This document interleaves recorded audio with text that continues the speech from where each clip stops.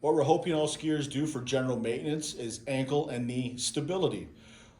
Obviously here at Integrated Pain Specialist, you see we have all the toys. So the Boss 2 ball is the best option moving forward. Obviously you could do it on the ball part as you can see here, or the flat side as well. And then you can see you bring your foot forward, bring it backwards, bend the stabilizing knee a bit more to bring the quad and knee into play. It's a very useful tool, definitely something that helps with stabilization as you go down the mountain.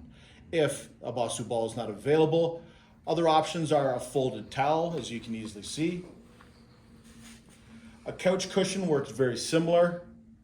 If you have pressed foam at the house lying around, once again, they are an option as well. Various densities obviously help. And then once again, if you prefer a bit more challenge, you can have someone toss you perhaps a tennis ball as well while you're in this position. But we always recommend a proper and stable base before moving into the advancements.